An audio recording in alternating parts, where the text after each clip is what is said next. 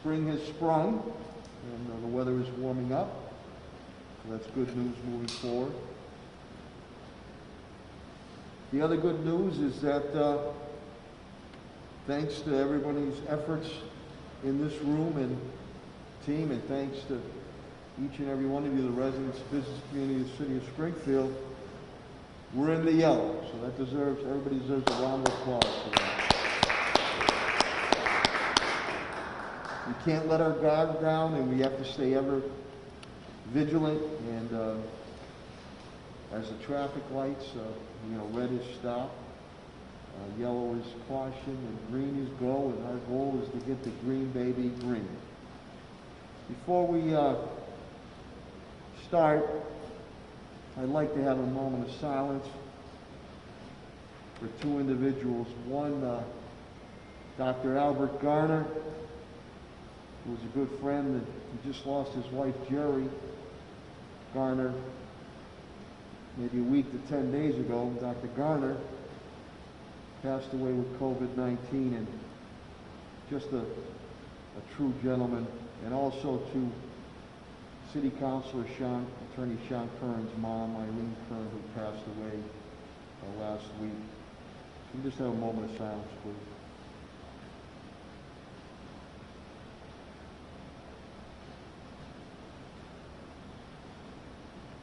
Thank you very much. On the stat sheet, total confirmed COVID-19 cases since the start of this onslaught, 18,783. Monthly, 948. Weekly, 310. Reports Commissioner Helen Colton Harris. On the deaths, and again, one is too many. We have 5 new deaths that occurred of Springfield residents. And again, our thoughts and prayers and encouragement, sympathy goes out to those affected families. That brings the total now to 232 Springfield residents who have lost their lives to the hands of COVID-19. Of that, the breakdown is 97 white, which is 41.8%. Black is 50, which is 21.5%. Hispanic is 78, which is 33.6%. Asian is 7, which is 3%. The breakdown, long-term care facilities went up by 1. It's the first time in a while. That's 60 for 25.8%. Residential is 172, which is 74.1%. Again, I'm very thankful that Dr. Mark Carraway, the CEO and President of Bay State Health System, is faithfully here, as with Dr. Robert Roos, the Chief Medical Officer of Mercy Hospital Trinity Healthcare, and their presentations will follow very shortly. And again, after their presentation, so they get back to their important duties, we'll take questions and comments from the media. I'd also like to thank Focus Springfield, and I want to thank the media, TV, radio, and print, for continuing to be a good partner in getting information out to all the residents of business community of Springfield and surrounding areas of Western Massachusetts. Of course, I want to thank the sign language professionals here. It'll be, I think, almost a year when we get in April that you've been here, so we appreciate that. And again, I want to thank you, the residents and business community of the city of Springfield, for your patience, your understanding, and your partnership as we move to defeat this COVID-19. Helen and I have been working very diligently for quite a while with Governor Baker, Lieutenant Governor Polito,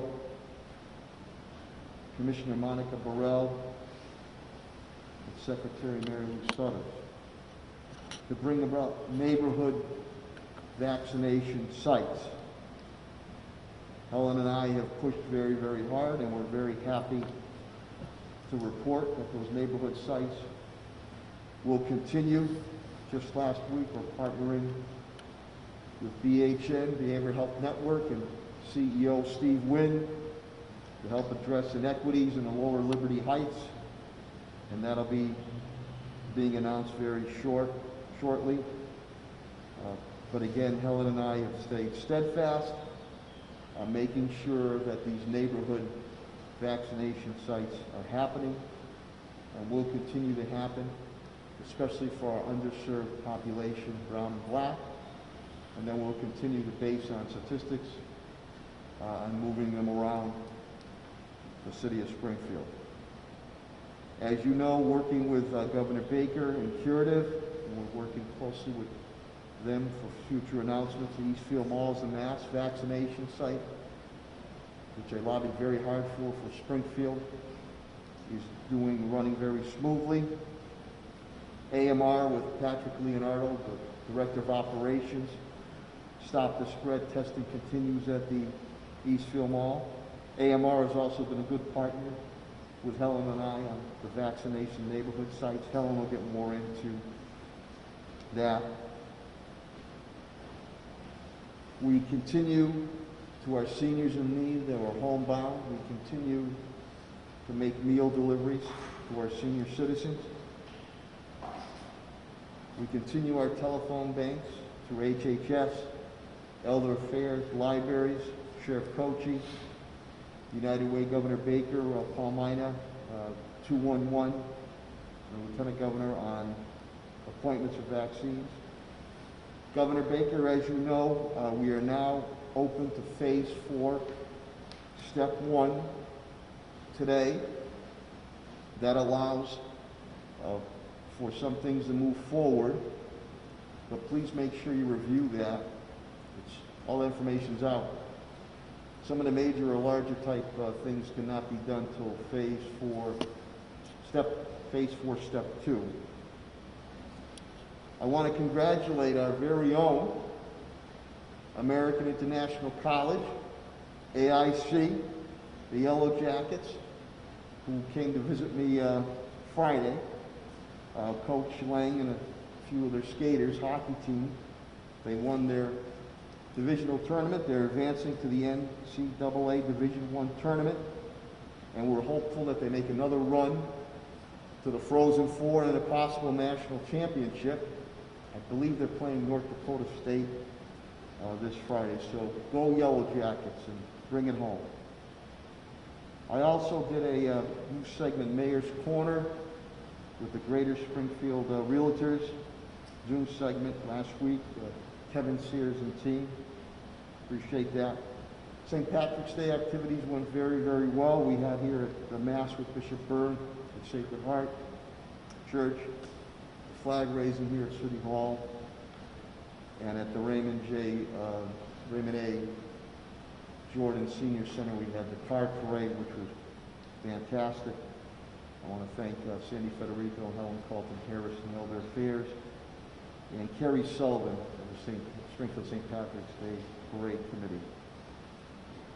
This week I'll also be doing a Zoom class visit to Dryden School, a 3rd grade class. Ms. Deb Sherborne invited me to speak to the class on city government. I look forward to that.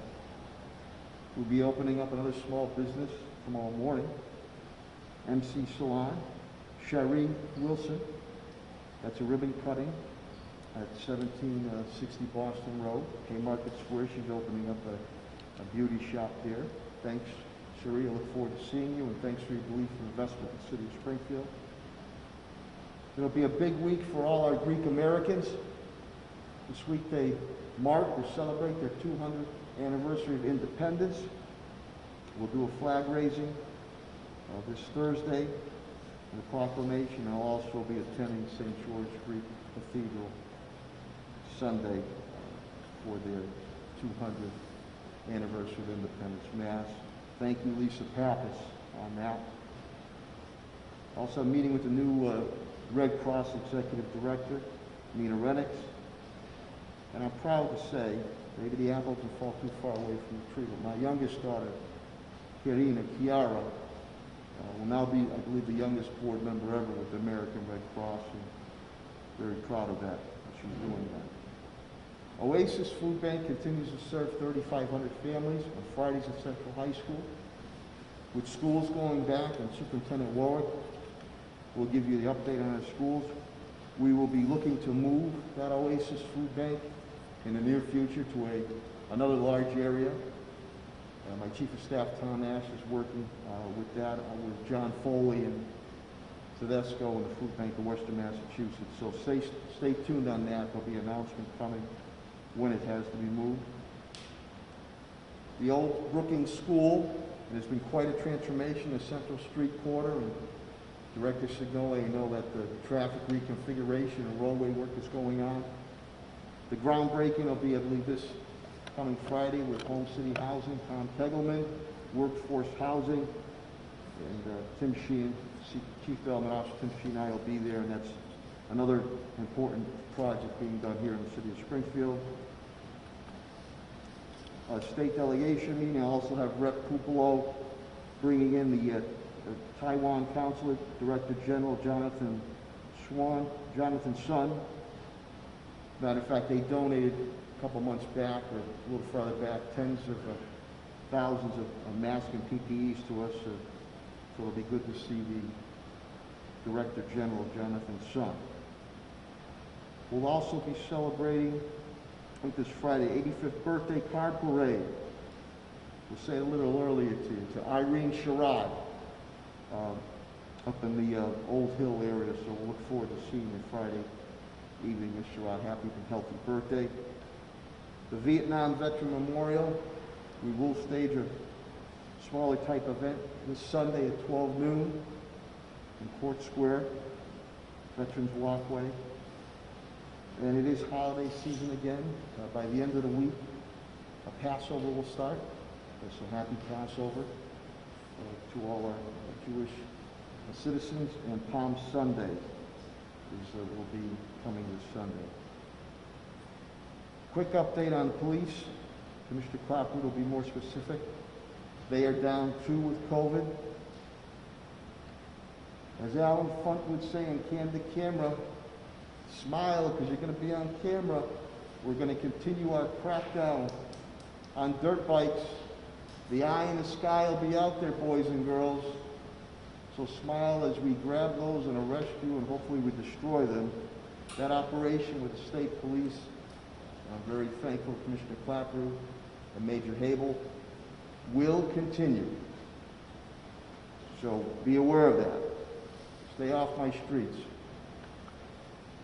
We also had a demo done on Custody Protect, medical monitoring bracelets. Commissioner Clapper and I saw, and we're hopeful to make an announcement of use of that for health aspects of individuals that have to be taken in. City Councilor and State Rep. Orlando Ramos, I appreciate he's put in that gasoline station ordinance on dirt bikes, and we look to move that. Department of Justice meetings, DOJ meetings continue. I'd also like to thank the City Council. They finally passed ordinance or home rule that I put in. Thank Councilor Victor Davila. It's passed, put some teeth on enforcement. We're trying to be proactive on the dirt bikes and fireworks, so thank you on that. Got a Commonwealth Avenue, Lower Commonwealth Avenue shooting this past weekend, and lo and behold, those individuals are non-cooperative. Police will continue to pursue, and we're going to be hitting that area. And subsequently, the Commissioner will update you on an AK-47 by the old Our Lady of Hope Church, which possibly could be some type of retaliation. You'll see with some of the names that have popped up, these are individuals that it just boggles my mind. I am bewildered why they are on the streets. Our courts let them back out. We continue to arrest these serious repeat criminal offenders, gun charges, shootings, and they're out in the streets. And you'll see that when the updated reports come on this Overall, crime is down 20% here in the city of Springfield. That's a testament to Commissioner Clapper and our dedicated and brave men and women in blue. Up are those gun assaults. And we arrest those people, and the courts let them right back out on the streets. That's the only uptick. And that's a serious uptick. So we need the courts to be our partners and keep these gun-toting criminals locked up. That's what my neighborhoods and I and the police demand. Very aggravating when you see these names that come up. Fire Department Commissioner Cowley indicates to me that we're down 3 with COVID-19. We had a very nice academy graduation up at the State City facility in the Orchard. And it just was heartbreaking that we couldn't have families there yet, but we live streamed, and I thank Billy Baker, my office, so the families could see that. I was on scene with Commissioner Calvi, and he's a hands-on commissioner. Friday evening, Woodlawn Street. Tremendous job they did walking a tightrope right up on their roof and knocking down that blaze and not letting it spread like dominoes to the other houses there. So Commissioner Calvi and to your men, tremendous job Friday evening on Woodlawn Street. Thank God no one was hurt, residents and or firefighters. DPW Director Chris Signoli is down 1 with COVID. Pothole work continues, street sweepers are out. Yard waste will start March 30th pickup. He's still in need of CDL drivers, so if you are licensed CDL, we're interested in on you. Superintendent Warwick indicates on meals served, $6,697,080. Weekend, we served 79,500. School committee meeting this week, and we'll be discussing the return that will be April 5th, and also that there's an agreement with the teachers who will come back. Superintendent Warwick will go into that. State Education Commissioner Jeff Riley has granted us the hybrid waiver to start that transition of going back to school, so we're very appreciative of that. We had a school empowerment zone board meeting last week, and like we're going to do with our whole system, there'll be an emphasis on mental health counseling and extracurricular activities for when our children, our students, get back into school. Finance, my CFO TJ plan indicates to me since this has started, we've lost, or we're down $8.5 million. The deficit for FY21 is $3.6 million. Deficit spending and grants is $34.8 million. Of that, 8.5 again is deficit, 25.5 we've been able to pawn off on grants. We continue the budget development for FY22. My public budget hearings will be announced very shortly, and we continue to review the federal stimulus relief package, and to be announced, to be determined, another cabinet heads meeting with Congressman Neal, and we appreciate his efforts. Parks and facilities, Director Sullivan, nobody is down with COVID-19, it's fantastic. I had a Highland rail trail briefing as McKnight and Forest Park. That's going to be moving along. Patrick continues to work very closely with Superintendent Warwick. They continue to retrofit our schools and our municipal buildings. He also continues to work very closely with Commissioner Helen Kaufman-Harris as we strategically start to locate neighborhood vaccination sites. Also with Sheriff Coaching and Commissioner Clapper, that MOU I believe is just about signed. We'll have the sheriff's crews, police back in our park system, especially our larger parks, starting ASAP.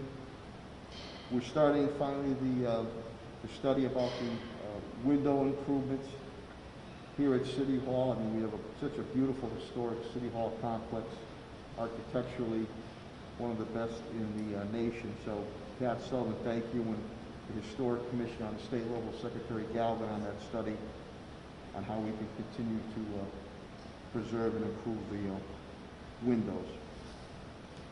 Echo Dev, Director Tim Sheen indicates COVID-19, nobody's down. Met a nice young man, Marcos Gonzalez, Springfield resident. Came on board, he's a veteran, and he's going to be doing some economic development consultant work for us. Nice young man. Met him Friday with Tim Schott. Timmy continues to review the federal stimulus and relief package and how we can help out our businesses. Timmy will also speak to you about the Minority Technical Assistance Certification RFP that we're going to be putting out. He'll speak to you about national metrics on hotels and GDP and the percentages to show a sign of hope. The Gemini site, we received one request for proposal. We'll review that, see the credence in that. Law, HR, and Labor. Solicitor Pakula continues with the Department of Justice meetings. The marijuana public presentations have gone on.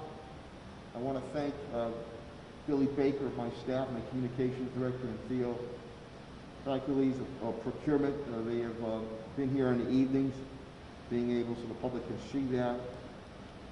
I'd also like to thank Bill Mahoney also with the teacher negotiations with the Superintendent Warwick and coming to a tentative agreement to get our teachers and students back in school. Attorney Mahoney indicates to me that the unemployment rate in Massachusetts came out, it ticked up a little bit, it went up to 7.5%. Springfield, we're down, it's still high, but it's 12.2%.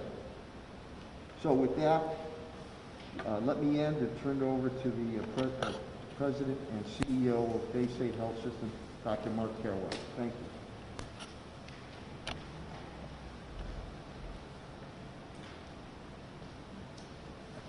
Thank you, Mr. Mayor. Appreciate your holding these events, and good morning, everybody. Before I get started on COVID, let me just share that I'm going to be issuing a statement this morning in support of our team members of Asian American and Pacific Island descent. Among other things, it will say that hate has no place at Bay State Health, and that we're committed to building an environment where everyone can feel that they belong. These communities had absolutely nothing to do with the pandemic, and the tragic shootings in Atlanta are all the more sad because of that. Moving on to COVID, we are seeing new case rates go down in Western Massachusetts, even with overall case rates inching up or staying the same in the rest of the state and in the country.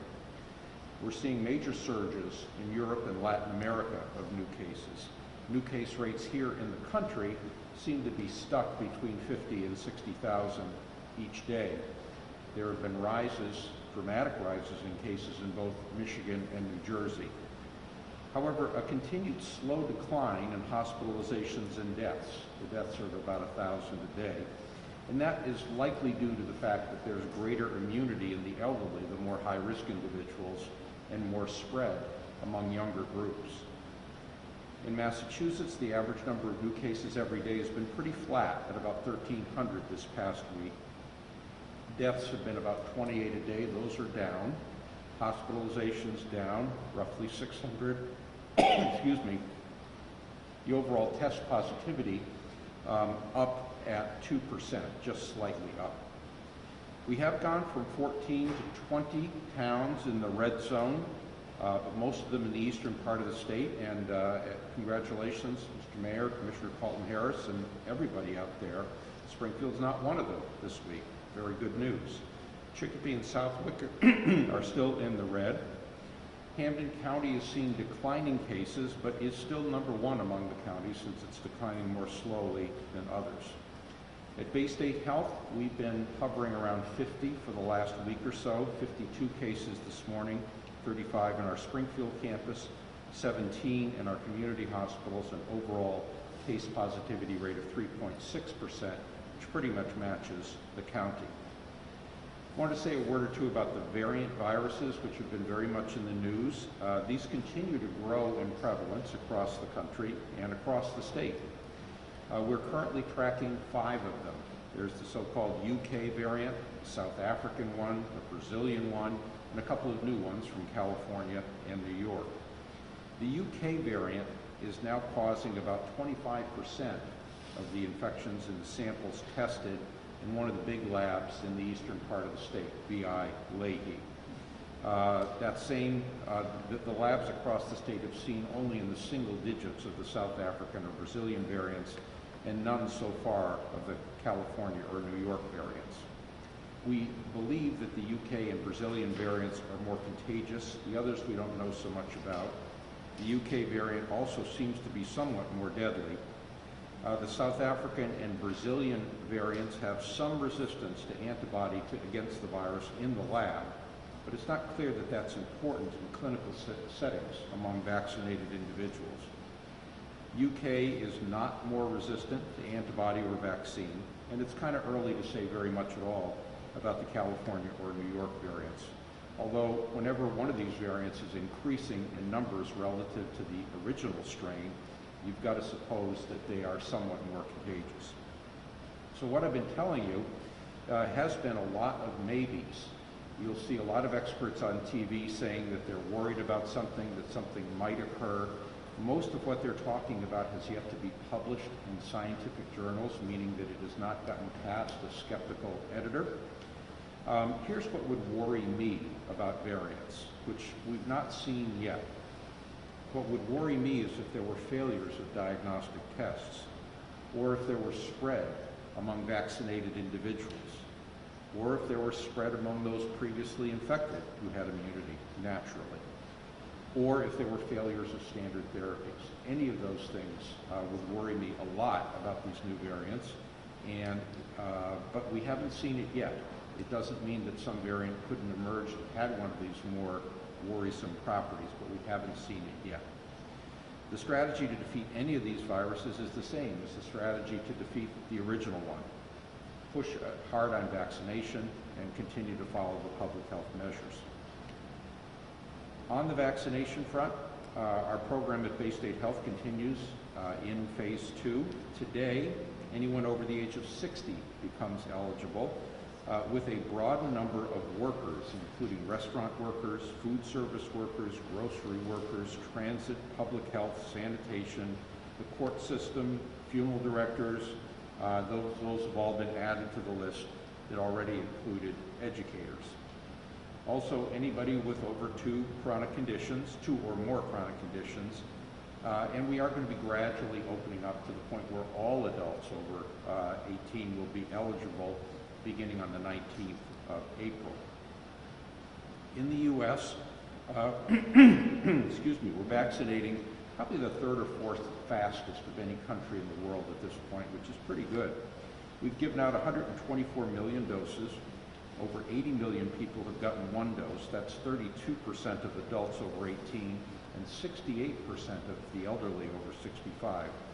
And the rate is picking up speed, which I'm happy to say. We're regularly now giving out 2.5 million shots a day, which puts us on a pretty good pace. So I continue to be optimistic about the 4th of July picnic promise from the President. Massachusetts has administered 2.8 million doses, roughly 88% of what we've received. 1.9 million adults have received at least 1 dose, and over 1 million are fully vaccinated. We are maintaining our rate of about 50,000 shots a day, but I hope we can increase soon. We are expecting a large influx of vaccine in early April. The vaccine news of the day, of course, comes from AstraZeneca. They announced their United States trial that contained 32,000 participants. The vaccine shows 79% efficacy. However, it is unlikely to be available before May, and by then I think we're going to have plenty of supply from the other 3 that are already released. There have been concerns about AstraZeneca in Europe because of a few dozen cases of a blood clotting disorder, especially in younger women. This condition is rare, about 1 in 100,000 to 1 in a million administrations. But some of the European countries have reacted differently to this news. Some have paused their vaccine programs, but most have actually found the risks of the disease to be greater than the risks of the vaccine, so they have continued to resume particularly so now that this rare side effect is recognized and can be treated. AstraZeneca is the major vaccine that's being given out in England, which has seen a 90% reduction in cases. It's actually one of the countries that's a little bit faster to the mark than the United States. They've vaccinated about 40% of the adults. It is the major, they've done this, they've gotten this big reduction in spite of the fact that the majority of virus over there is the UK variant. AstraZeneca will likely have a role in getting the whole world vaccinated, which is an important thing. You don't want a lot of churn and replication going on for fear that some new and worse variant might emerge, but I don't see it playing a big role in the United States. At Bay State, we continue to administer about 600 to 800 shots a day, 5 days a week. Most of those are going to be second doses this week, but it varies based on the prior schedule. We do sub-allocate some to our community health centers here in Springfield, some to Franklin County, and some is earmarked for residents of the Springfield Housing Authority. I am happy to see that the neighborhood sites in Springfield are being opened under Commissioner Carlton Harris's program. That would be an important addition to what we're able to do. I suspect that by April we're going to have plenty of vaccine. The rate limiting step at that point is likely to be how fast we can get shots into arms or how hesitant people are to get the shot. It's concerning to see that a high percentage of people of color or conservative whites are indicating that they will likely not get the shot. In some surveys that can be as high as 50%. I just wanted to share a couple of thoughts about vaccine hesitancy. The most common reason we see among our own team members is that I want to wait and see. I would make the point that we've given out 124 million shots, so it's not likely we're going to see any new surprises or new side effects from the next several thousand that we give out of the 3 that have been released. It's also known that over 95% of doctors have gotten the shot when eligible. And so this is obviously a group that has carefully considered the pros and cons. I would urge people to listen to our local doctors, who you can see in any of a number of venues, videos, print, etc., and other healthcare providers to understand the risks and benefits to you. These vaccines are safe and effective, and for some, even young people, COVID is a terrible disease. I'm very pleased that the Vax Force and Commissioner Carlton Harris are going to be getting the word out in a number of different public forums. If you've already educated yourself about the shot from a variety of sources, I consider becoming a vaccine ambassador. I would try urging those around you who are reluctant to get the vaccine, urging them to reconsider. Until you are eligible, remember there's still plenty of virus around. It's no time to relax on the public health measures of masking and social distancing and avoiding crowds, especially indoors. If you're already vaccinated, be aware that the CDC has said it's safe to be with other vaccinated individuals in social settings without masks or in single households where the younger adults are not yet vaccinated. They still recommend for vaccinated individuals wearing masks and observing social distancing when in public places or in larger gatherings. So that's my summary for the day, Mr. Mayor. I appreciate it, as always, the opportunity. Thank you very much, Dr. Carraway. Before I bring up Dr. Russo, I'm glad Dr. Carraway mentioned about our Asian Americans. I'll be involved in a rally on City Hall steps this Saturday, but just utterly ridiculous, the hate crimes of Asian American community. I just want to reaffirm, again, very respectful community, family-oriented, very industrious, business-wise, and the students do so well in our school system. So we will continue to stand with each and every one of you, our Asian American community. Thank you, Dr. Carraway, for reminding me on that. And also with the Vax Force, I want to thank Commissioner Carlton Harris. We had our first town hall meeting. We're going to have more. That went well. The Vax Force, I think we're meeting again this week. And we're doing PSAs are going to start to come out to get people out about, why you need to get that vaccination. And for me, it's about forget the air hugs, being able to hug your family members or your close friends. Without further ado, I'll bring up the Chief Medical Officer of Mercy Hospital, Trinity Healthcare, Dr. Robert Roos. Well, thank you, Mayor. And I want to offer my congratulations and support to you and to Commissioner Colt Harris and the entire team for bringing the city of Springfield to yellow and for continuing to push for green. I know we'll get there. I hope everybody had a nice weekend, had a chance to get outdoors a little bit, enjoy some of that spring-like weather. Seeing everybody outside biking and walking certainly reminded me of the summer and that time in which we saw very low rates here in our community. And it's a good reminder that being outdoors is one of the safest places to be as we make a final push to get infection rates down.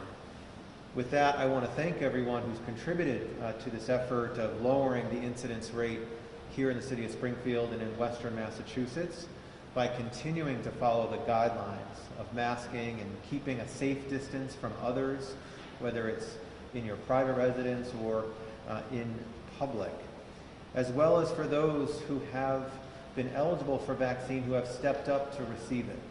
We have heard that over 75% of residents over the age of 75 here in the Commonwealth of Massachusetts have been vaccinated. And those are the kinds of rates that we will need to continue to push for over the course of the next several months. This is indeed our shot of hope. And each week that we can move forward without a setback here in our community or across the state is a week that we are closer to getting back to the activities that we all crave and that we desperately need. This is particularly important now and also for the next several months. I'm not a runner myself, but I am a biker, and I was out on my bike this weekend and thinking a bit about this. We've been engaged in a marathon over the course of this past year. And to me, we're at the point in that race. A lot of people tell me that would be at about mile 20 or 21, where we start to hit that psychological wall, where the legs are tired, where the lungs are burning, where the mind is starting to go perhaps to a different place.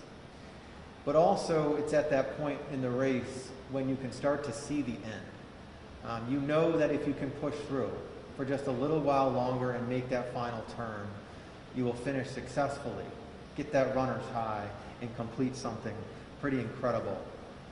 We want to finish this race strong. The trends are positive, but they could still go the other way.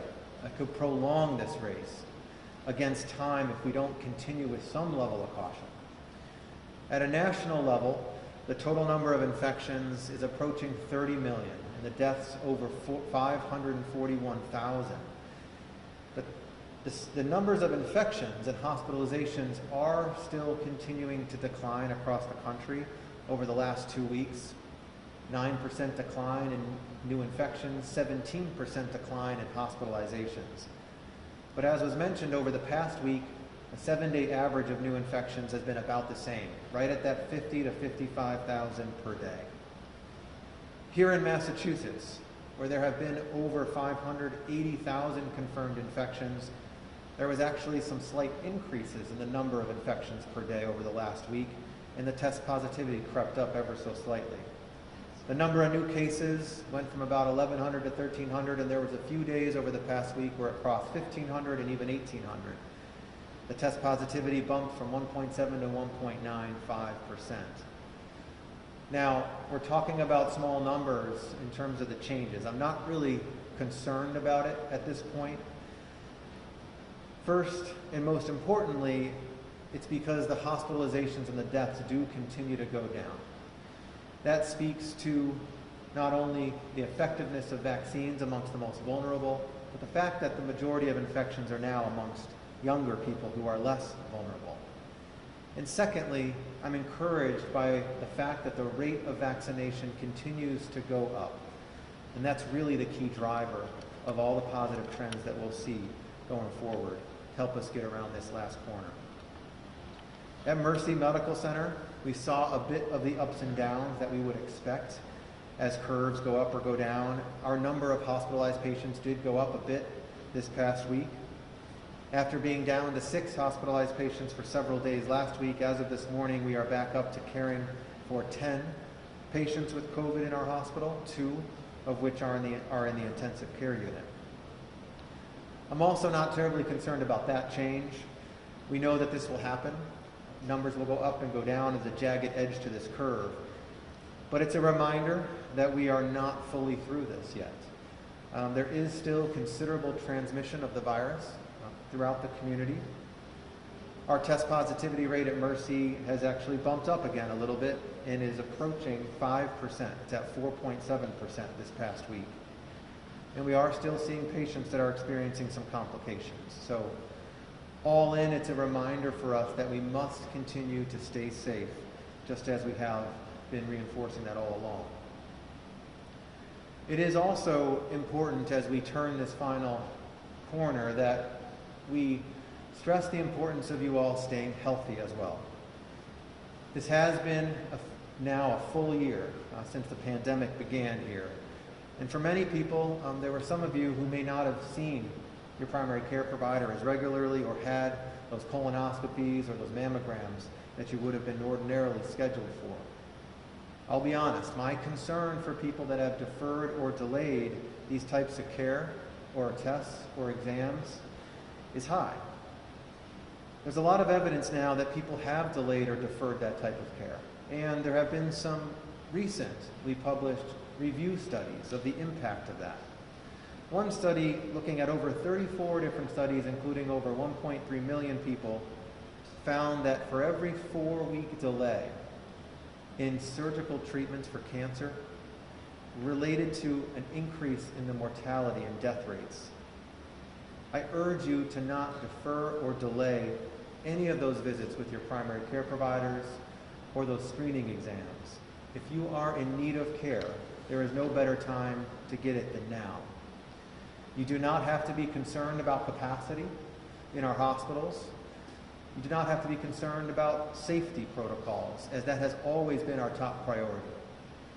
We continue to perform, as everyone does, all types of care, from emergency care to primary care to imaging studies like mammograms, CTs, and MRIs, and surgical care. And as I announced last week at Mercy, we are allowing the support of loved ones in your care at the hospital. We continue to allow 1 adult visitor for all patients without COVID that are admitted to the hospital, are in our emergency departments, or are having a surgical procedure. Minors, those under 18, or women in labor are granted 2 visitors. And all visitors will continue to be screened upon entry and will be asked to keep their visitation within guidelines in order to keep those visits safe. Just as we've begun to revise some policies based on the fact that infections are going down and vaccinations are going up, so has Governor Baker. We know as of today, Massachusetts enters step 1 of phase 4. The Massachusetts travel order now becomes the Massachusetts Travel Advisory, which advises all travelers to the Commonwealth to quarantine for 10 days unless they have a negative test within 72 hours prior to returning, a negative test after returning to the state, or if the person is fully vaccinated. I personally think this is a fair and a logical change. It recognizes the effectiveness of vaccination, rewards those that have valued protecting themselves and protecting others. And it's important that we continue to be mindful of our travel, however, as it is mentioned that there are variants of concern and variants of interest for which the rates are increasing in certain states across the country, particularly California, Arizona, Florida, and as mentioned, New Jersey. Along with the change in the travel advisory, earlier in the week, Massachusetts Department of Public Health also issued their guidance on ways that people that are fully vaccinated can interact. This aligns with the CDC recommendations and states that for fully vaccinated people, they may visit with other people who have been fully vaccinated. But it also states that you must continue to wear a mask and keep a safe distance from others while in public, take precautions with those who have not been vaccinated, and follow the guidance on participating in any large gatherings like weddings or concerts. If you've been fully vaccinated, while you don't need to follow the travel advisory at this point, you should still do a few things. You should stay home if you are sick with symptoms that could be COVID and get tested. You should isolate if you do in fact test positive for COVID, and you should monitor yourself for symptoms if you do have a close contact exposure to somebody with COVID, even if you don't get tested or quarantined. All of these changes highlight and reinforce the fact that vaccines are extremely effective. They nearly universally prevent serious illness, and they do reduce the transmission of the virus. But they are not, and we have seen this, they are not 100% effective against all transmission. And there still are a minority of people in our community right now that are fully vaccinated. Most people are not fully vaccinated, and we must consider that, although the numbers are increasing. When we look at the numbers of those that are vaccinated now, more people are vaccinated each day. Over 2.5 million vaccines are going into arms across the country, which is promising. According to the CDC, over 124 million vaccines have been administered. Over 44 million people have received a full series. That's 31% of the adult population with one vaccine, but 17% fully vaccinated. The numbers are still small from where we need to get to, but each week we're adding another couple percent. Encouraging and important to prevent illness and disease. 69% of the population over 65 have received one vaccine, and 42% are fully vaccinated. And that is progress indeed. In Massachusetts, we've now administered over 2.9 million doses. 90% of the doses shipped here, over 1 million people fully vaccinated. And that's about 20% of the adult population over the age of 18 here in Massachusetts. So actually, better than the state average. And from what I've seen, Massachusetts still ranks #1 among states with more than 5 million residents in terms of the number of vaccines administered. We are very fortunate. We have 3 safe and effective vaccines that are available. We have a 4th vaccine, the Oxford AstraZeneca vaccine, for which the data was just reviewed and is also showing to be safe and highly effective. 79% for symptomatic and severe disease, and almost, just like the others, universally preventing any serious illness, and with no serious safety concerns. As mentioned, the schedule opens up today for eligibility for residents aged 60 and older, and many essential workers, and then cascades quickly as vaccine supply increases, so that all individuals over the age of 16 will be eligible for vaccination by April 19th. At Mercy Medical Center, we continue to provide 1,100 vaccines each week, utilizing Pfizer at this point for both first and second doses. As of today, we've provided over 11,500 vaccines, and more than 4,900 people have been fully vaccinated through our efforts. I want to commend the efforts of many people working collaboratively with the Vax Force, also specifically of Mayor Sarno, Commissioner Carlton Harris, so many others who are putting together efforts here in our community to ensure that we have the adequate supply, that we address vaccine equity and vaccine hesitancy, all of which matters significantly in the critical period of this time-sensitive rollout. But finally, I just want to remind us all, we only have a few more miles to go in this marathon, so if we can support each other and push through the fatigue, we will overcome there and win this race. Sign up for vaccination as soon as you are eligible. If you have questions, don't hesitate to reach out to somebody who you trust. Stay safe, remain vigilant. The virus may not go away, but we will win this race. Thank you.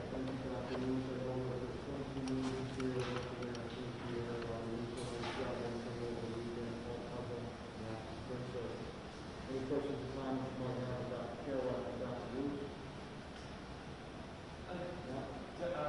Dr. Carraway, you were talking before about the variants, a big deal, and it does kind of seem like every few weeks there's coming up with something new that's, to be afraid of to a certain extent. And another trend I've noticed is that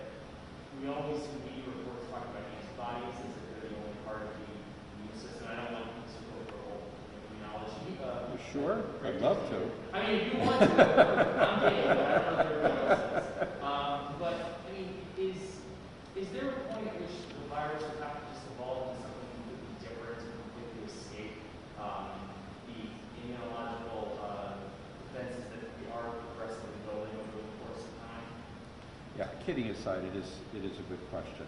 And I think that one of the reasons that I am not as afraid as the general public is, back when I was a young doctor, I actually did research on RNA virus transmission. It's important to figure how viruses get into cells. They have to bind to a specific protein. It's like a key into a lock, right? And you can't change that key that much and still maintain the ability to bind and enter cells. So the virus can change its shape a little bit, but it's not like it can do whatever it wants. These are not like bacteria that can live on their own outside of a human cell.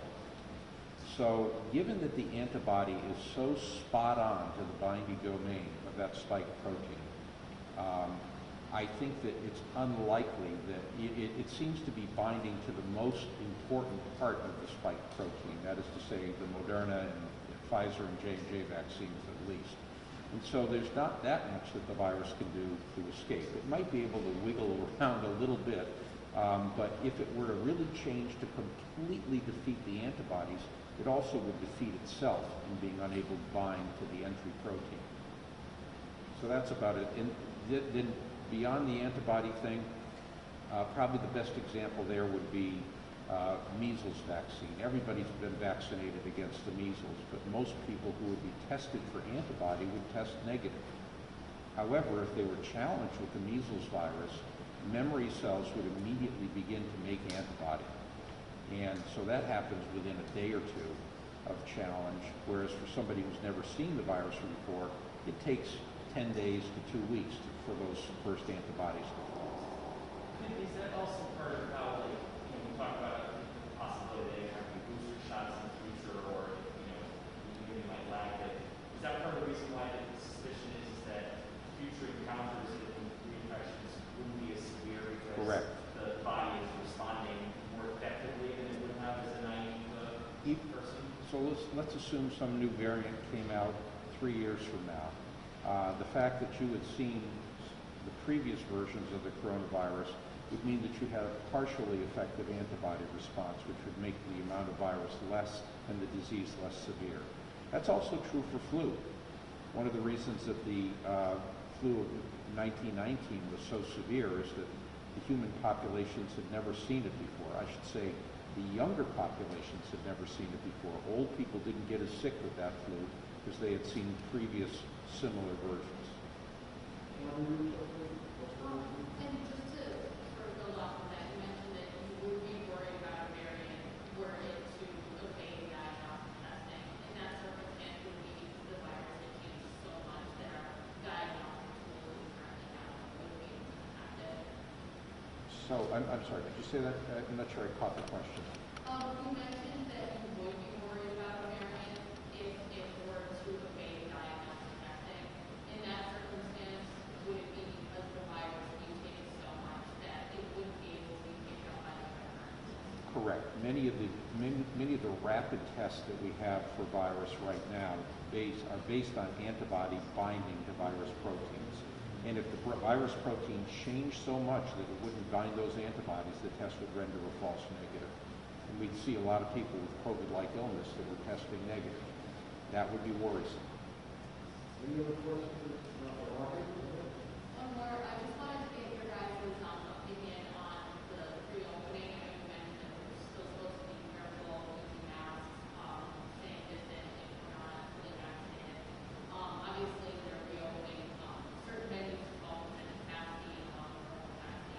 Any concern among folks as to whether or not that everybody is okay with it? I think we've just seen that smart people can disagree about this. I think with case rates inching up in the state and in certain parts of the country, I am a little nervous about reopening more at this point. I think if you looked at the rates among young individuals, let's leave aside the elderly, leave aside young kids, right, and looked at, let's say, the 20 to 50-year-old population, the increase in rates of new cases would probably look more dramatic. That's just math, right? I suspect that, well, we may get away with it, but I think we need to be ready to pull back if we see an increase in cases. So it makes me a little bit nervous, this particular step, at this particular time, given where the numbers are going.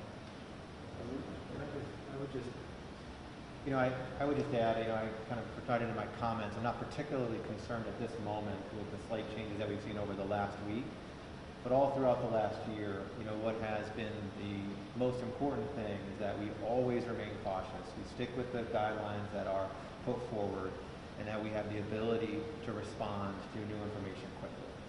So at this point, no significant concerns about continuing to take the next step, but always listening to the science as it continues to evolve.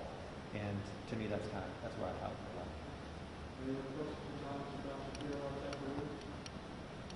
Good gentlemen, thank you very, very much. Thank you. Thank you. We're now going to have the Commissioner of Health and Human Services, Helen Carlton Harris, come up to give her briefing. And again, Helen and I and the whole team have continued to try to offer you sure and steady leadership. And as we move forward, when you're out and about in public, as Dr. Carraway, Dr. Roos, it is still important that you need to follow prerequisites, the masking and everything, but we are making progress, and soon we'll defeat this COVID-19. The Health Commissioner of the City of Springfield, Helen Carlton Harris. Thank you, Mayor. Thank you, Mayor. Once again, thank you for your support. I will update with the data first. The Mayor has already given us our total number, 18,473. We did add 310 cases last week. Cases by date: Sunday 36, Monday 28, Tuesday 17, Wednesday 48, Thursday 65, Friday 73, and Saturday 43. So as you can see, Thursday and Friday we did see an escalation in our cases. However, they did come down on Saturday. We will be watching our daily cases every day, as we always do. Cases by age: 0 to 10, there were 40 cases. 11 to 20, 68 cases. 21 to 30, 59 cases. 31 to 40, 46 cases. 41 to 50, 39 cases. 51 to 60, 29. 61 to 70, 22. 71 to 85, 81 to 92, and 91 to 100, there were none. The increase in cases that we saw most was already articulated by the doctors. We have seen in the younger age cases increase.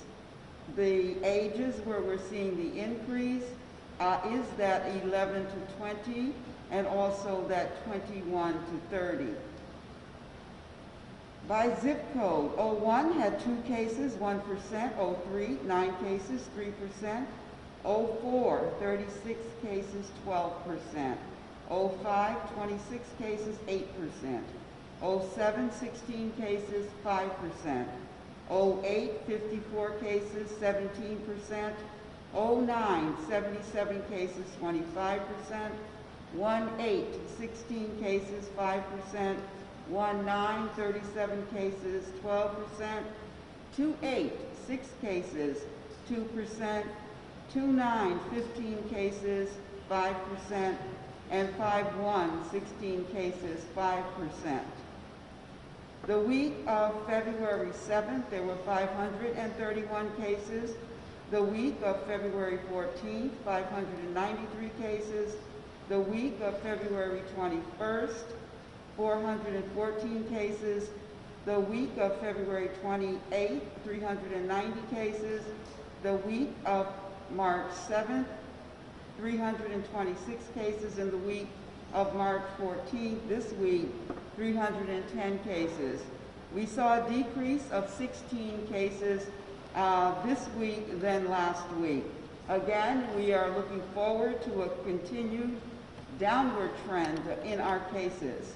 Cases by age group, 30 and under is 54%, 31 to 50, 27%, 51 and older, 19%. It's important to acknowledge that the 30 and under increased by 7%, and the 31 to 50 decreased by 7%, and 51 and older still is at 19%. Our highest month was December with the 4,496 cases. So far for the month of March, we have seen 948 cases.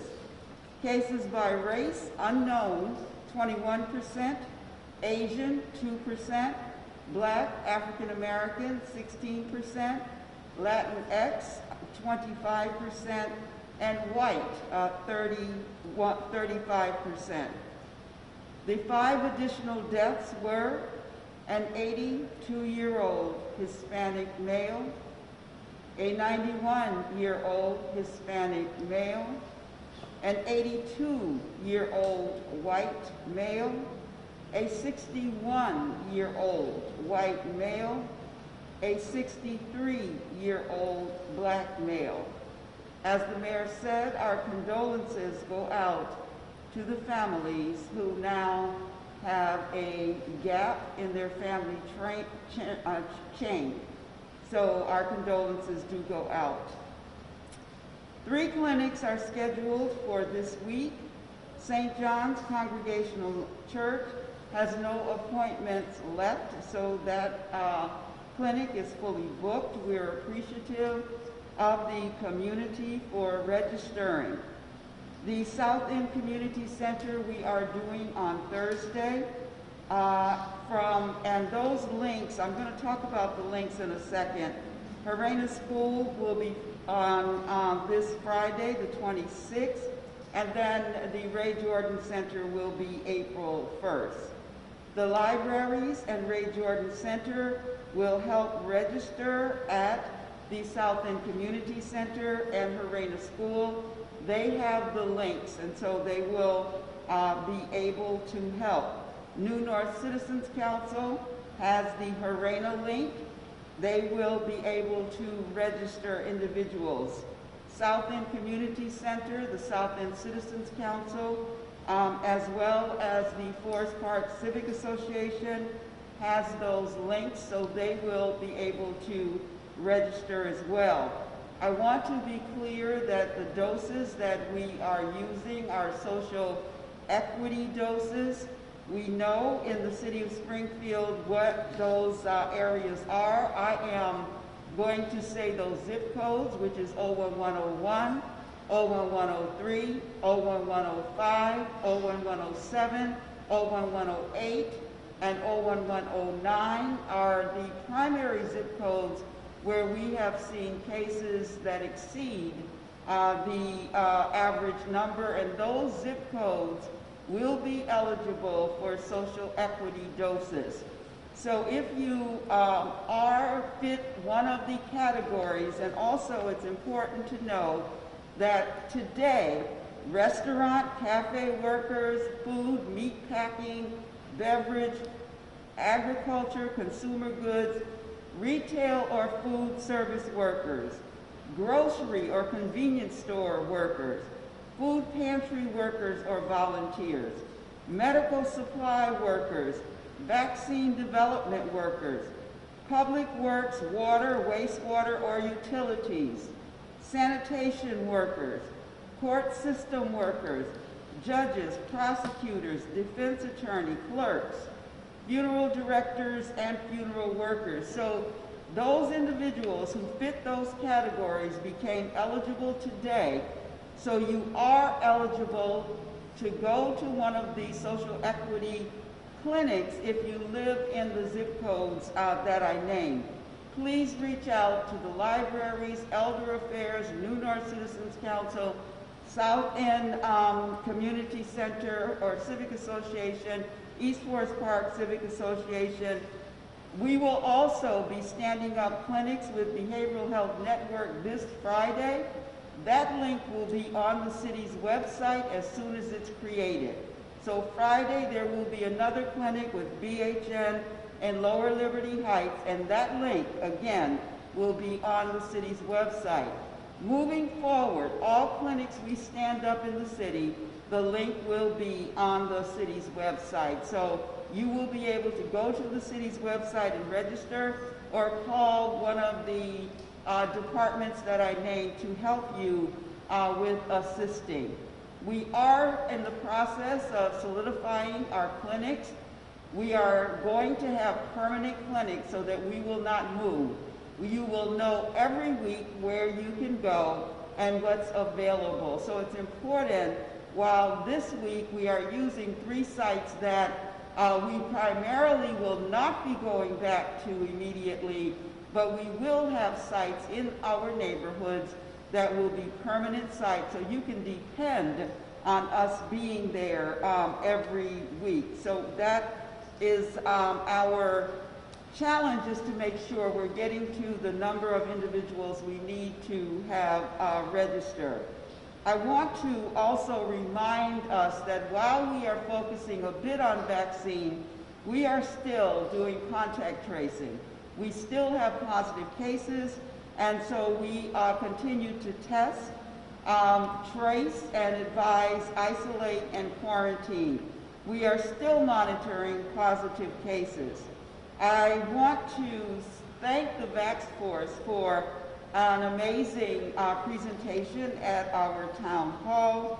And while the regulations are being, or guidance is being changed a bit, we still know we need to wear our masks, wash our hands, and watch our distance.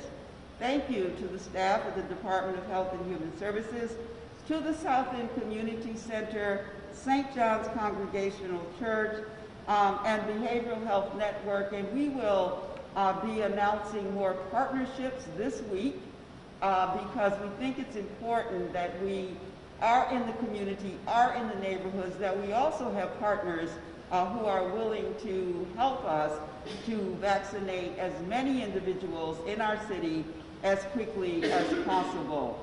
We know that vaccination hesitancy exists. We know vaccine resistance exists.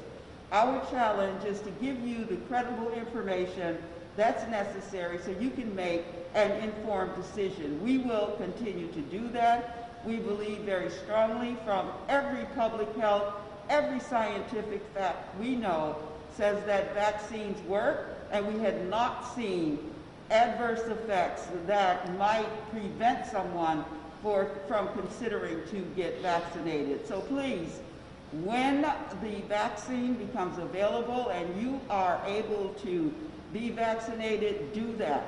There are new categories open up today that should encourage, and I'm encouraging those individuals, sign up, get vaccinated, because that will bring us to the point where we can resume some semblance of our normal lives. Thank you very much.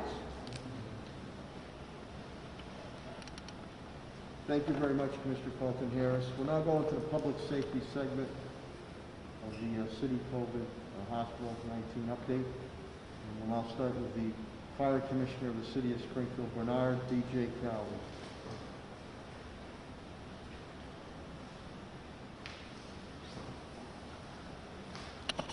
Thank you, Mayor. Good morning, everybody. This week at the fire department, we have 3 members out related to COVID, 1 positive and 2 are waiting testing. We're in quarantine now due to a close exposure with the other member. We had a new class graduate from the academy last week. We swore them in, so welcome to all the new members. And on Friday evening, we had a difficult fire on Woodlawn Street that we were able to extinguish before it spread to other homes. Everybody did a fantastic job on that fire. No one was hurt. So all in all, everything came out very well on that. That's all I have for this week. Everybody have a great week. Thank you. Thank you, Mr. Calvin. And they did do an outstanding job. That could have been a domino effect. The houses in our area, they are very, very close together. It's old housing stock. So to you and your men and that tight rope walking they did on the roof there, tremendous, tremendous. We'll now hear from Police Commissioner of the City of Springfield, Sheriff Lapham.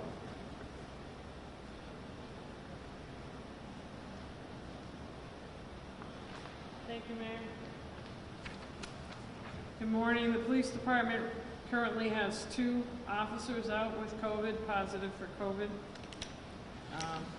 And I will be encouraging the recruits that will graduate April 2nd, along with other members of the department who have not got their vaccination, to do so, so that we can continue being in 2-man cars and continue to have the lobby open to the public. And I will express my desire that all the officers receive the vaccination. It was a busy weekend on Saturday. About 4:25 p.m., officers responded to Commonwealth Avenue. There we located 3 adult gunshot victims. All have non-life-threatening injuries, and all were very non-cooperative with the police investigation. You'll see in the area this whole week from Commonwealth Avenue over to Dickinson and in Belmont, there will be an extensive increased police presence in that neighborhood. Also, Sunday around 10 a.m., officers responded to 140 Chestnut Street for a gun call. The person there with the gun ran into one of the apartments, and we activated the ESU, the Emergency Services Unit. A warrant was obtained, entry to the apartment was gained, and there we arrested 22-year-old Oscar Garcia of that address. He was arrested, the firearm was recovered, stolen property was recovered. He also had 4 warrants from across the state, including 1 for armed robbery. No injuries to anyone on that. The ESU is operated and led by Lieutenant Brian Bellevue, and to him and all the ESU members, that was a great job with no injuries.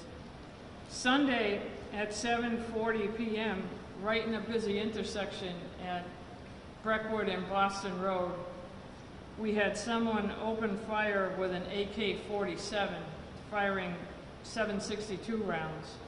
If you know anything about weapons, 762 round is a very high capacity round and has the ability to go through many objects. It's a dangerous round.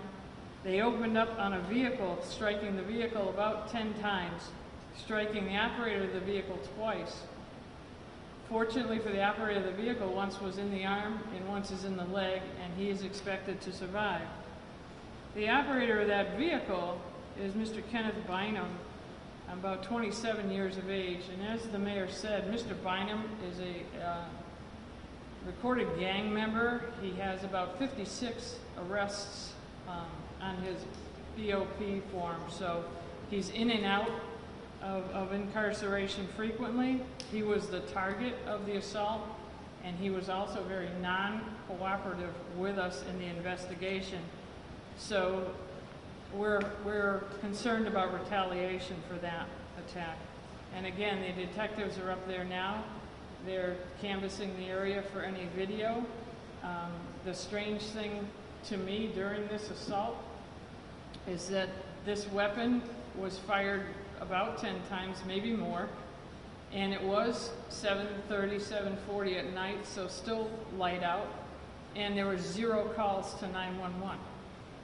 So if you witnessed this assault, if you have any information for us, we're in dire need for any information as to the kind of vehicle that shot at the vehicle, anybody involved. So if you have any information, the Detective Bureau is 787-6355, and they are currently investigating that.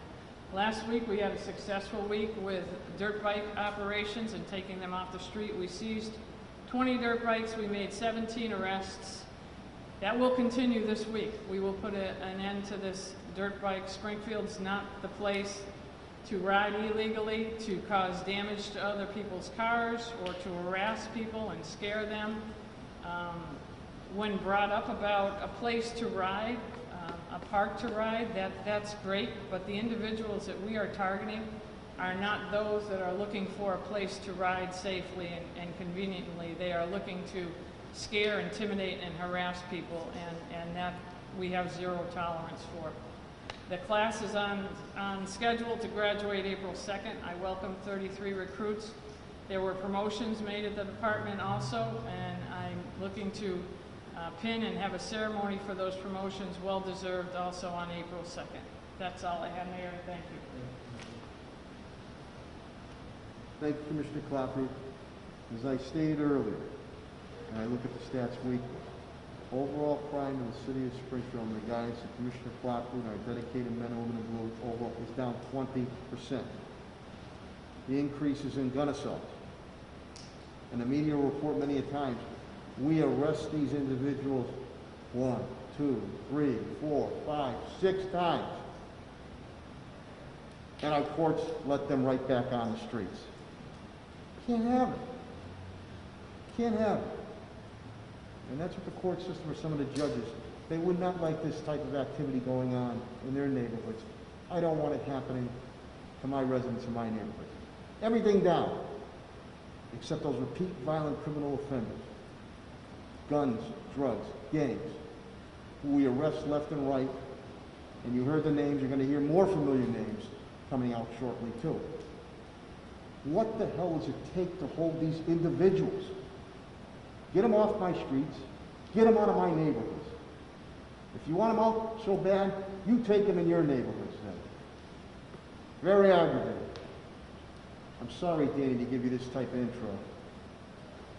Without further ado, we'll bring up the Superintendent of Schools, Dan Warwick, and he'll update you on a lot of things as we start to move back and getting our students and teachers back into the system. Superintendent of Springfield Public Schools, Dan Warwick. Thank you, Mayor. Morning, everyone. Our meals program, which has been going on over a year now, and during the last year since we closed schools down, we provided families with 6,697,080 meals. Again, we're doing weekend service, and on this weekend alone, we did 79,500. We're going to be opening schools on April 5th for our elementary students, pre-K to 5, grade 6, our high-need SPED students, our SLIFE students, and our vocational students for vocational only at Putnam. During that first phase, we'll be bringing those students back. For pre-K to 5, it'll be hybrid, so they'll be coming in Monday, Tuesday, and every other Wednesday, or every other Wednesday, Thursday, and Friday. And then moving to full 5 days on May 3rd. We were able to get a waiver to keep them hybrid to phase that in. On April 26th, we're going to phase in our 7th and 8th grade in our middle schools.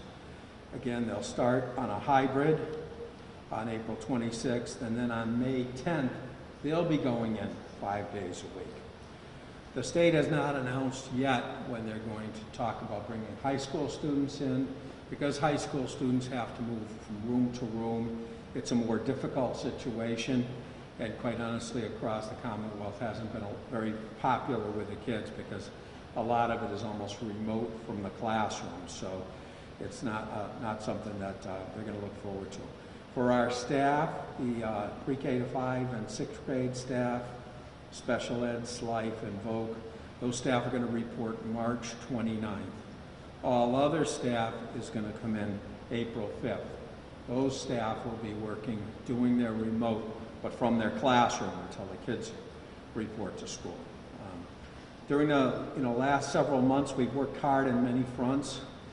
We're working hard to provide vaccinations for school staff with cooperation from our Health and Human Services Director.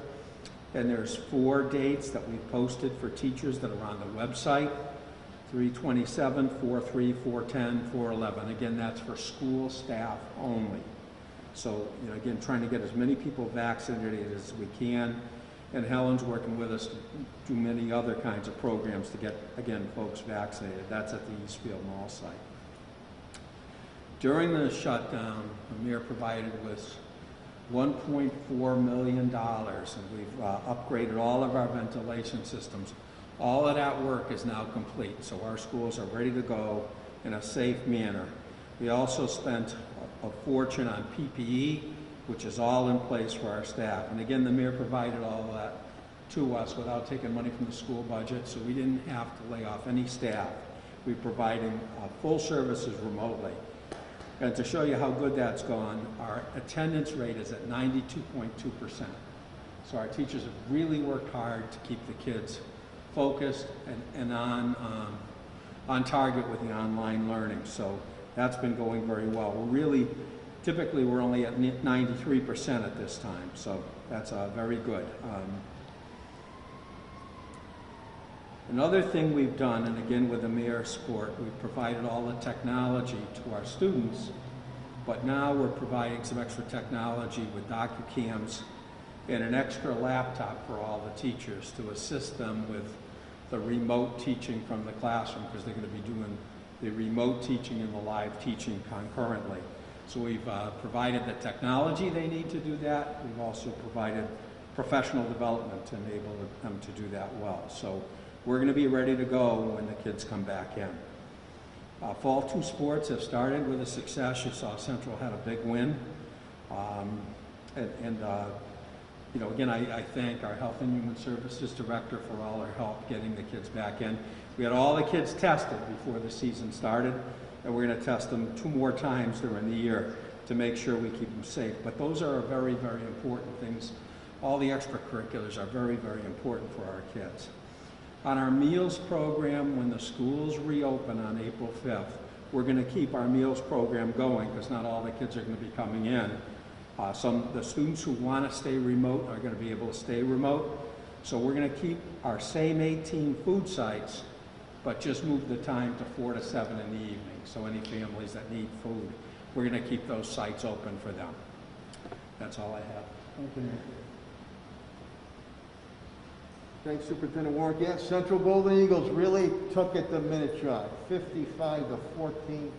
That QB William Watson III was slinging it left and right, and that running back Miles Crawford. He's only a sophomore, already being recruited by D1, top-notch D1 schools, and he's a very good student too. And Crawford, the running at Miles, was running wild Friday night. So, way to go, Central Golden Eagles, and keep up that good work on and off the field. Speaking of good work, it's the spring season now. A lot of work's going to be going out on our streets.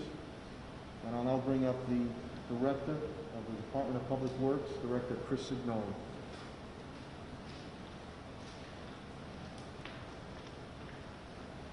Mayor, thank you. DPW has 1 employee out with COVID. Some construction activities will be starting this week. Most will be starting next Monday, including work by Springfield Water and Sewer Commission, Eversource Gas, and our paving program that was partially completed in the fall and will now be rolling into this spring. Our yard waste season starts next Tuesday, so if it is your recycling day, beginning next Tuesday, please have your yard waste out. And as I mentioned last week, the DPW still has openings for CDL drivers and for traffic signal technicians. The advertisement for the CDL drivers, I believe, is through tomorrow. So if you are interested, we have had a number of calls last week after we put out an alert that we needed some. So hopefully we can have some more people apply for the projects. We are continuing doing potholes. Our winter season ends this Saturday. We will be going from 3 shifts back to primarily 1 shift. And again, anything that comes up with regard to the residents of Springfield, please call 311 so that we can respond to it. That is it, Mayor. Thank you. Thank you, Director Signoli. I want to thank the media, because I know that Director Signoli and Attorney Bill Mahoney had about 6 or 7 inquiries for CDLs this morning when I came in. I had an email for a CDL driver. So thank you to the media. We still need those traffic control technicians, but thank you again to the media. And continuing He has his hand in a lot of the different pies across the city. Patrick Sullivan, Director of Parks and Facilities Management, he and his team have done yeoman work, especially on the physical plant improvements of ventilations above and beyond the ASHRAE standards for the schools and city buildings. The Director of Facilities and Parks Management, Pat Sullivan.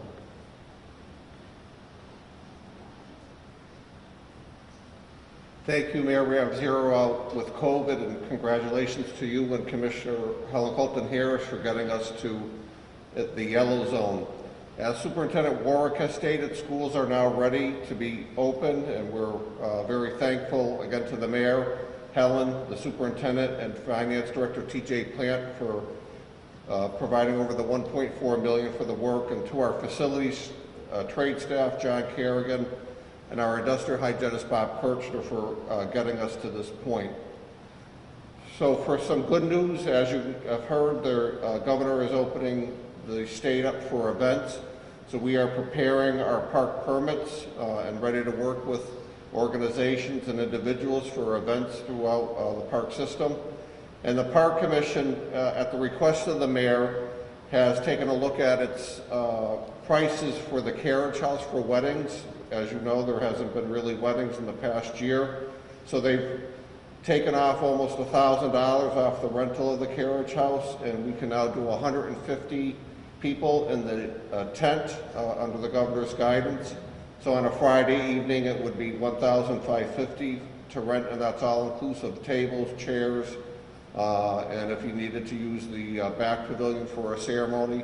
Sundays would be $1,750, and Saturdays and holidays would be $2,500, and again, that's all inclusive of the tables and chairs. And then I just finally want to thank Commissioner Clapper, the Chair of COCHI. They've worked out to do patrols in the parks, which is it's invaluable, and we get a lot of weekly thank yous from the residents who use the parks.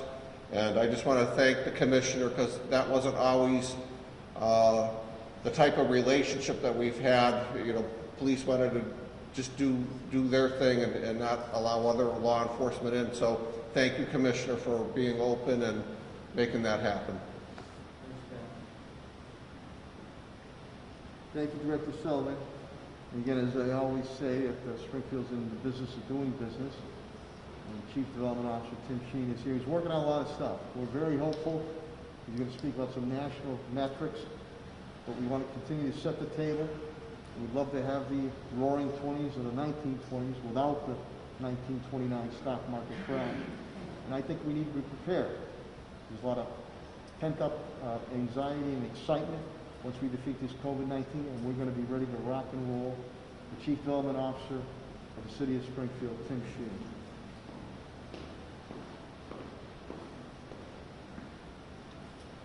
Thanks, Mayor.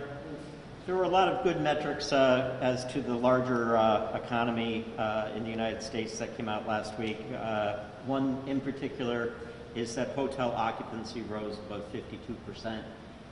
In a good time, that would be a disastrous number, but it's the highest number that we've seen over the past year since COVID. Consumer confidence increased after the American Rescue Plan was signed by 2.7%.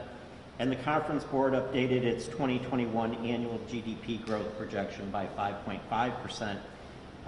Finally, the United Nations raised its forecast for global economic growth in 2021 as governments step up COVID-19 vaccination programs and keep fiscal and monetary stimulus measures in place. All of that is boding well for how the economy will recover as we go into the post-COVID environment. Both TJ Plant and I are closely monitoring the Relief Act funding for the city, and we were pleased to see Secretary Yellen's comments to the National League of Cities last week. The Secretary stated, with regards to the city and state funding, in the coming days, our Treasury team is going to work to get this aid out in the quickest way possible, and one that produces the greatest economic impact. Non-COVID related issues, as I indicated last week, the Gemini Rfp responses were due on Friday. We received one from Home City Development, which will be reviewed by the review committee. I should stress here, with regards to development on this particular site, we are very focused on the support of the neighborhood for any development on that site. The mayor has asked the Development Services Division to prepare an RFP for a third party to provide comprehensive technical assistance to minority contractors and vendors. We will be working on preparing that scope this week and releasing an RFP as soon as possible. That's it for me. Thank you, Director Sheehan. You already received the report from City Solicitor at the Cool. I gave you a briefing there. Financial report from CAFO, TJ Plant, and HR labor from Attorney Bill Mahoney. I gave you a brief report. So with that, if you have any questions or comments on my cabinet heads or myself, Paul? I've got a couple questions for Superintendent. Sure. Superintendent Ward?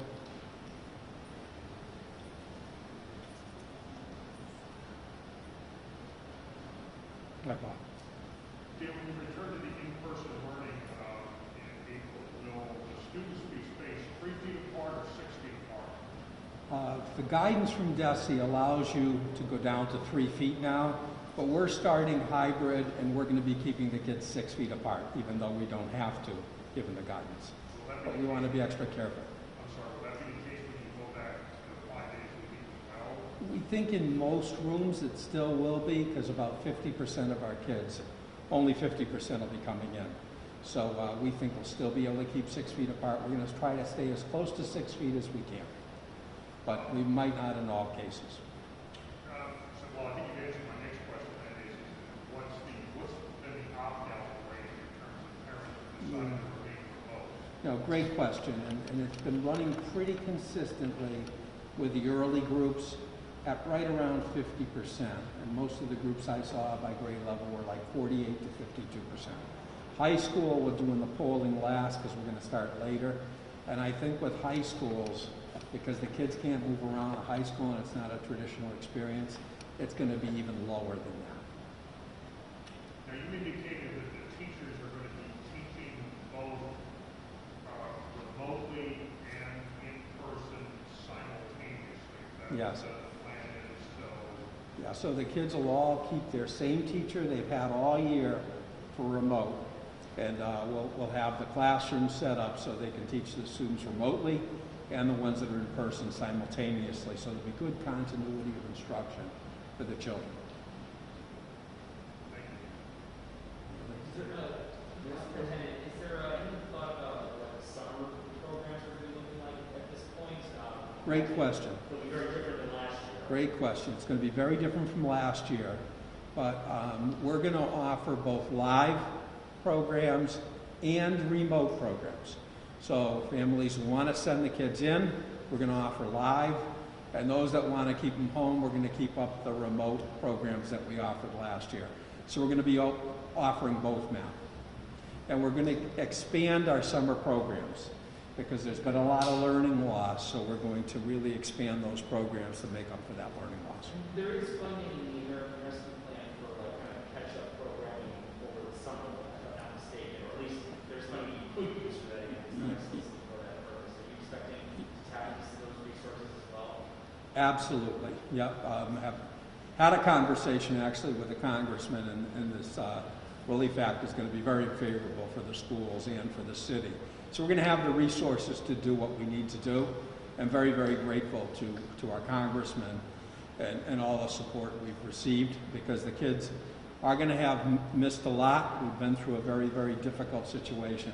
So we're going to really need to put a lot of resources in place to catch everyone up again. Not just the academic issues, but also we have to be very conscious of the mental health issues that have stemmed from this pandemic. Thank you. Thank you, Superintendent Warwick, and Dan and his team continue to work creatively on graduation aspects too, so stay tuned on that. I appreciate that, Dan. And as I stated with our school empowerment zone board and our school system overall, on this extended learning on mental health counseling, extracurricular activities as a whole too, and I think that's important too. Eric, I know Audrey had a question. Or? I don't know if you can answer this, maybe the city planner, but with all the venues opening up students across the state, are there any plans for city stage or city hall would consume?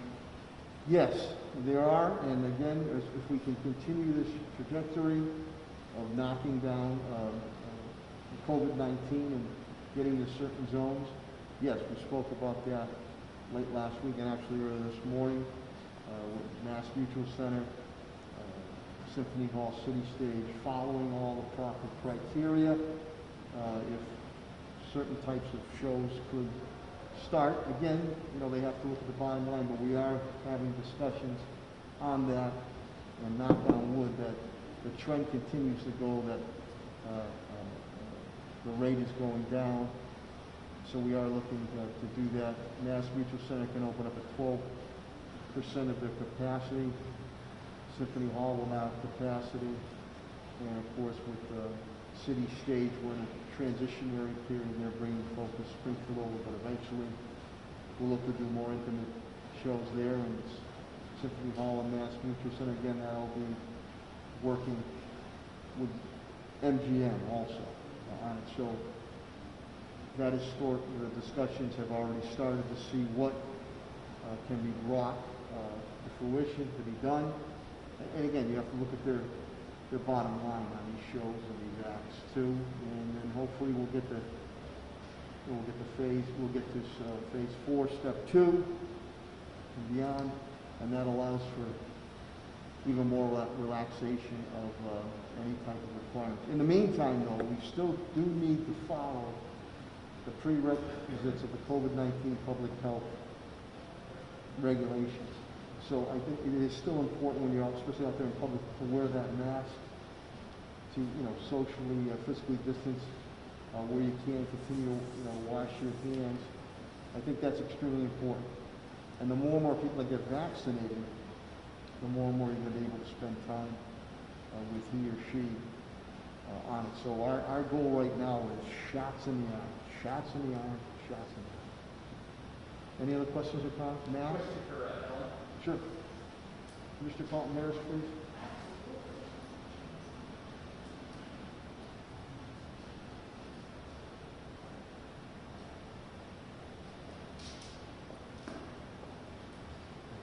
Commissioner, I was just curious if you've seen at all in your contact tracing data or whatever other data you like to maybe some of a little bit of the bump that we saw last week, and you certainly see it extrapolate in the entire state. Might have been due to St. Patrick's Day at all, and whether how you think that and Easter as well might have an impact on the case data moving forward.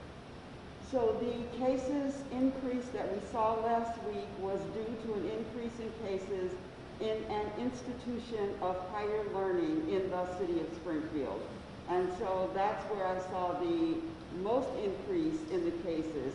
I have not seen the increase based on St. Patrick's Day or any other large gathering that I can point to at this point. That it was very specific to an institution of higher learning. And just as far as when we are getting the data as far as the deaths in the city related to COVID, is that still being a few weeks behind the current date? And as far as we know, is that also the same case when the state releases its daily county data? So like, is that also like a couple weeks behind, or is that a little bit more up to date? So our data comes from the first place that a funeral director must go is to get a burial permit. So we get the burial permits and get the data off of that. There is another set of data that is filed with the city clerk's office, but our data is primary data, not secondary data. And so I am not sure how far behind the state is. I can tell you that the last data that I reported to you today was from March 10th. So we will see other increases potentially in deaths, but it does lag at least 1 week to 7 to 10 days behind. Thank you. You're welcome. Thank you, Mr. Carlton Harris. Any other questions or comments? Okay, hearing none. To the media again, to TV and to the print and to the radio media, thank you. You've been a great partner getting information out. Being designated in the yellow category now is a big deal. We want to get the green, and I want many thanks go out from my cabinet heads all the way on the rank and file, our medical professionals, to you, the residents and business community here in the city of Springfield, who have been patient, understanding, and have worked with us, been very, very cooperative. As I stated before, and Chris Signoli will like this, the traffic lights, that we don't want to get knocked down in accidents. You know, red is stop, yellow is be cautious, and green is go, baby, go. We're at yellow, so we have to stay cautious and we have to stay vigilant.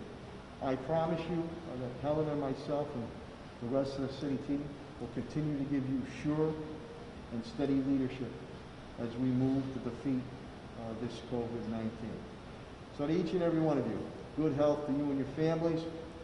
Go out and have a great day, and God bless. Thank you very much.